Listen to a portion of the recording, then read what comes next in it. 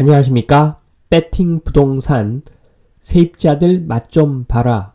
정부 쌍으로 욕먹나? 종부세 전가 가능 진행하도록 하겠습니다. 자, 우선 목차를 보면 첫 번째로 매매와 월세의 차이를 비교를 해보고, 그 다음으로 매매가 뛰듯이 월세가 뛰는 경우 두 가지를 이야기를 드리겠습니다.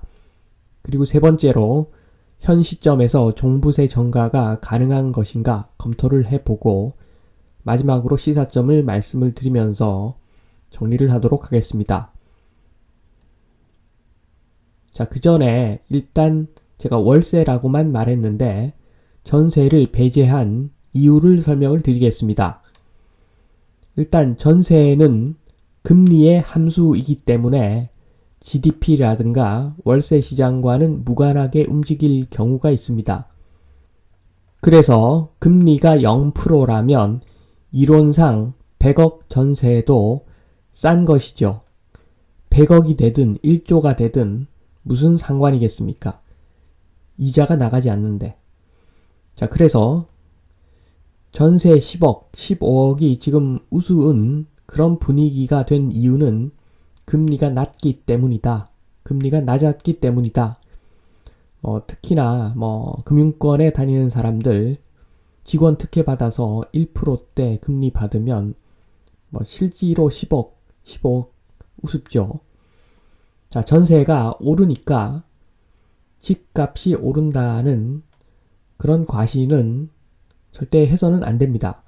이 전세, 이 특수한 경우인데 이 전세가 오르니까 집값도 계속 오른다. 이렇게 과신하다가 망할 수가 있습니다. 그래서 제가 전세를 배제한 것입니다. 자, 본격적으로 진행을 하면 1번 매매와 월세의 차이. 자, 매매는 실수요가 10% 정도 되고 투자가 90% 정도 되는 시장이라면 월세는 실수요가 100%인 그런 시장입니다. 자, 매매, 특히나 아파트 같은 경우에는 조금 잘 사는 사람도 아파트를 구매해서 거기 들어가서 살죠. 층간소음도 있고 불편한 점이 많지만 거기 들어가서 사는 이유는 결국에는 주거를 한다고는 이야기를 하지만 사실은 값이 올라가니까 그 투자의 그 개념이 더 큰 거죠. 자, 매매가 다주택자가 있다면 월세는 다전월은 거의 없는 거죠. 만약에 어떤 사람이 SNS, 그러니까 카톡 같은 데다가 자, 나는 월세 계약을 5개나 했다. 서울에 하나, 강릉에 하나, 부산에 하나, 광주에 하나, 제주에 하나, 이렇게 5개 월세 계약을 했다. 이틀에 한 번씩 카톡에다가 막 올리면서 나 이번에는 지금은 제주도야 이러면서 올리면 반응이 아마 두 가지일 겁니다. 만약에 그렇게 그 카톡에 올린 사람이 똥똥 그룹, 똥똥 회장이라면 사람들이 야 부럽다 그렇게 이야기를 할 것이고, 그것이 아니라면 그냥 미친놈인 거죠. 그래서 실제 상황에서는 다 월세는 거의 없다 이렇게 보면 되겠습니다. 자, 그래서 매매는 레버리지 영끌 개념이 있는 반면에 월세는 그런 개념이 없습니다. 그리고 매매가 시장 상황 분위기에 크게 좌우된다면 월세는 GDP, 임금 수준 등 어떤 지표에 좌우되기 때문에 생각보다 그렇게 출렁이지가 않습니다. 그래서 종합적으로 매매가 가상화폐라면 월세는 현금이다. 이렇게 보면 되겠습니다. 매매가 뛰듯이 월세도 뛰는 경우, 자, 크게 두 가지인데, 자, 첫 번째는 경제가 발전해서 국민소득이 증대되는 경우인데 이때는 영구적입니다. 영구적. 자, 만약에 테슬라, 구글, 애플, 아마존 이런 기업들이 한국에서 탄생한다고 가정을 하면 자, GDP가 1인당 GDP가 지금 3만 달러에서 엄청나게 오랫동안 머무르고 있는데 이게 한 방에 6만 달러 이상 뛸 겁니다. 그리고 대기업 평균 연봉은 만약에 뭐 1억이라면 지금 3억 정도로 확 뛸 겁니다. 그래서 월세 시장에서 200만 원짜리 월세 시장이 400만 원으로 월세를 올려도 아마 금방 나갈 겁니다. 그리고 이러한 경제 발전으로 인한 국민소득 증대로 인해서 월세가 올라가면 이것은 영구적일 뿐만 아니라 매매가도 동반 상승하는 그런 찐 상승입니다. 자, 그리고 두 번째 경우는 매매가 상승 분위기에서 월세 급상승 트리거가 당겨질 때, 자, 분위기가 중요합니다. 매매가가 상승하는 분위기. 거기에서 어떤 큰 트리거가 있을 때. 그러니까 임대차 3법을 생각하시면 아주 간단하게 상상이 가능할 것입니다. 자, 역사적으로 봤을 때 임차인을 보호하는 법이 나오면 게임의 규칙이 달라지기 때문에 순간적으로 월세가 상승해 왔습니다. 큰 폭으로. 그래서 이런 사실이 있기 때문에 전국적 월세 상승 분위기 이런 것이 시장에 퍼지고 거기에다가 지금 정치나 정부 유력 인사가 임대료를 올려서 임대하는 그런 경우가 굉장히 많았는데 이런 것들은 생각보다 빨리 전파가 됩니다.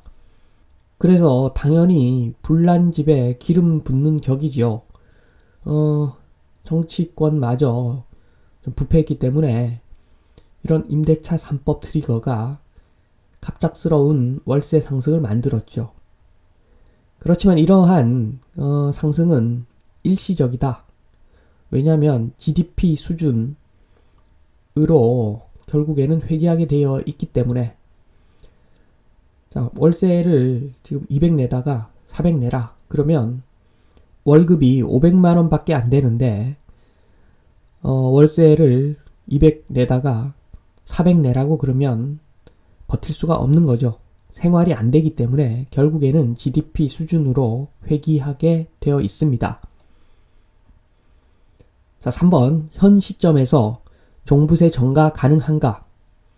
자, 1번 지금 GDP 상승으로 인한 월세 인상이 아니지요. 자, 그런 경우였다면 지금 뭐 종부세 전가 이런 이야기 나올 필요도 없습니다. 벌써 인상을 했겠지요. 자, 시세가 월세가 400인데 서민들을 위해서 월세 200만 받는 그런 임대인은 없습니다. 아무리 사람이 좋아도 그런 임대인은 없고 결국에는 지금 현재 시세에서 최상을 받으려고 다들 높게 계약하기를 원하죠. 그래서 시세가 400이면 벌써 400에 계약을 했을 겁니다. 자, 2번 금리 인상기 고점 의견이 많은 분위기. 지금은 이제 집값이 하락할 것이라는 어떤 전망이 꽤 많이 나오고 있는 그런 상황이기 때문에 종부세 인상 뿐만 아니라 임대차 3법 같은 그런 강력한 트리거가 있어도 지금 월세가 급등하기 힘든 그런 여건이기 때문에 종부세 인상은 트리거로서 아주 역할을 할 수는 없을 것이다. 요렇게 보여집니다. 자, 마지막으로 시사점.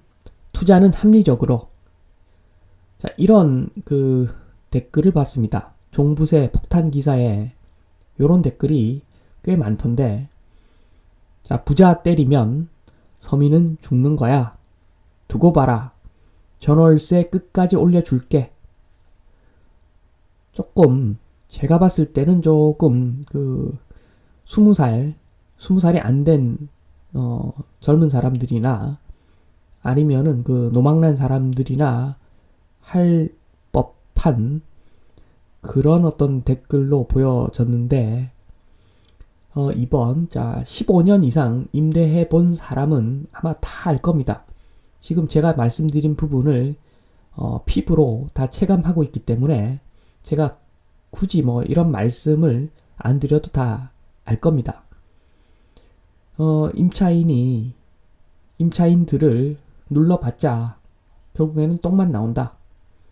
그러니까 월급이 오르지 않으면, 이걸 누구보다 잘 알고 있을 겁니다.